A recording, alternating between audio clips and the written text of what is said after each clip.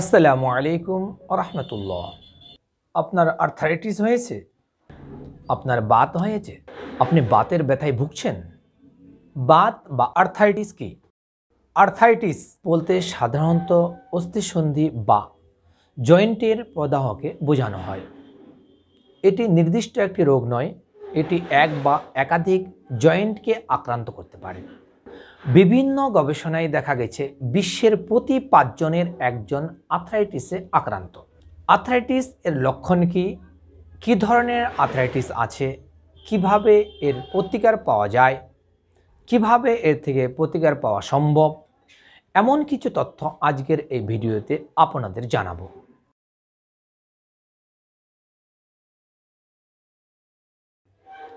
চিকিৎসকরা বলেছেন আর্থ্রাইটিসের সাধারণ লক্ষণ ও উপসর্গগুলো হাড়ের জয়েন্ট অর্থাৎ হাড়ের গিঁটের সাথে সম্পর্কিত। সাধারণত জয়েন্টে অতিমাত্রা ব্যথা অনুভূত হয়, জয়েন্ট ফুলে যায়। এছাড়া হাতের আঙ্গুল, কনুই, কাঁধ, হাঁটু, গোড়ালি ও পায়ের পাতায় ব্যথা অনুভূত করেন একজন রোগী। শরীরের উভয় পাশে একসঙ্গে ব্যথা অনুভব করা, যেমন হাতে হলে 2 হাতের জয়েন্ট একসাথে ব্যথা করে, ফুলে যায়। অনেক সময় শরীর দুর্বল লাগে, জ্বর জ্বর অনুভূত হয়। সাধারণত বয়স্করা সবচেয়ে বেশি আর্থ্রাইটিসের ঝুঁকির মধ্যে থাকেন। তাছাড়া পরিবারের মা, বাবা, ভাই, বোনদের আর্থ্রাইটিসের ইতিহাস থাকলে এই রোগে আক্রান্তের ঝুঁকির মাত্রা আরও বেড়ে যায়।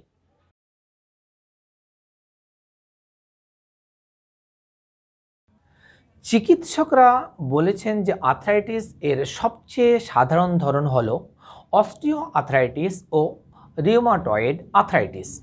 তাদের ভাষায় আর্থ্রাইটিস মূলত অনেকগুলো উদ্ঘাটনের এক সমন্বিত রোগ। প্রায় 200 ধরনের আর্থ্রাইটিস সমস্যার কথা জানতে পেরেছেন বিজ্ঞানীরা। তবে কিছু সাধারণ ধরন খুব বেশি পরিচিত। এর মধ্যে রয়েছে অস্টিও আর্থ্রাইটিস ও রিউমাটয়েড আর্থ্রাইটিস। এছাড়া রক্তের মাধ্যমে জীবাণু যখন হাড়ের জয়েন্টে গিয়ে ইনফেকশন তৈরি করে তখন তীব্র ব্যথা হয়, এটাকে সেপটিক আর্থ্রাইটিস বলে।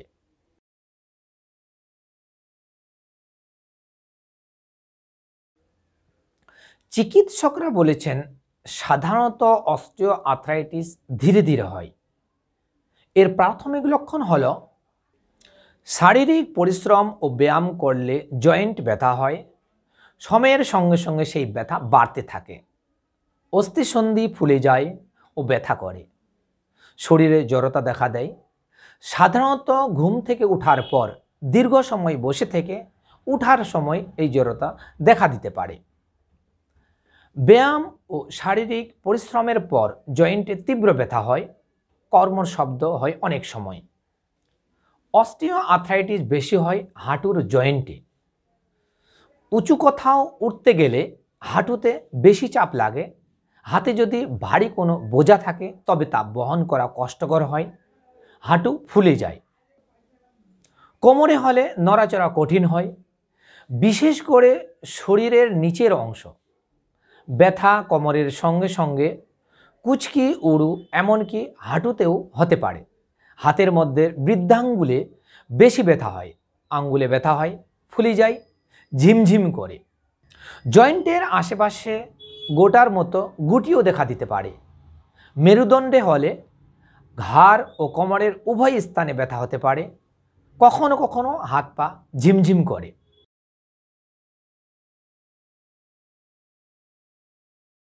যাদের বয়স বেশি, যেমন 65 এর বেশি হলে অস্টিও আর্থ্রাইটিস হওয়ার ঝুঁকি বাড়ে।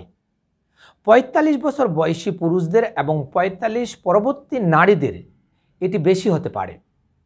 অস্থিসন্ধিতে যে কোনো ধরনের আঘাত পেলে অস্টিও আর্থ্রাইটিস হওয়ার ঝুঁকি বেড়ে যায়। এ কারণে যারা পেশাগত খাটুনি, পরিশ্রম বেশি করেন বা আঘাতের ঝুঁকিতে থাকেন তাদের ঝুঁকি বেশি।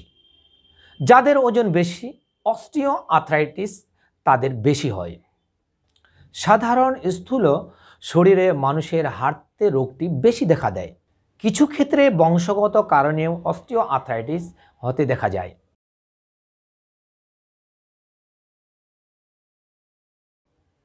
এটাকে অটো ইমিউন ও প্রদাহজনিত রোগ হিসেবে উল্লিখিত করেন চিকিৎসকেরা। এতে শরীরের নিজস্ব রোগ প্রতিরোধ ক্ষমতার কারণে কিছু টিস্যু ক্ষতিগ্রস্ত হয়। অস্থির সন্ধির বাইরের আবরণে প্রদাহ হয়। এ কারণে জয়েন্ট ও এর আশেপাশে ব্যথা হয়, জড়তা তৈরি হয়, ফুলে যায়, লাল হয়ে যায় এবং অনেক সময়ে শরীরে জ্বর জ্বর অনুভূতি হয়।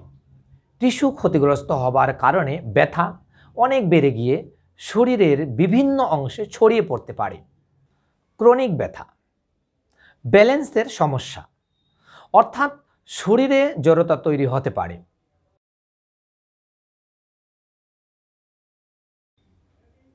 রোগ দীর্ঘমেয়াদী বা ক্রনিক ব্যথা, তাই কখনো কখনো প্রকাশ পায়, আবার কিছুদিন কোনো লক্ষণই থাকে না।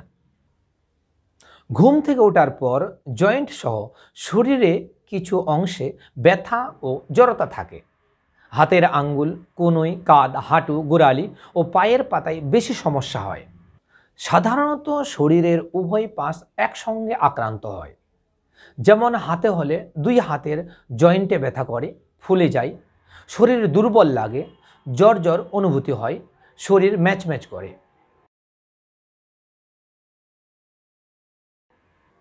শারীরিকভাবে সক্রিয় থাকতে হবে, যেমন নিয়মিত হাঁটা, মৃদু থেকে মাঝারি ধরনের ব্যায়াম করা এবং ওজন নিয়ন্ত্রণে রাখা।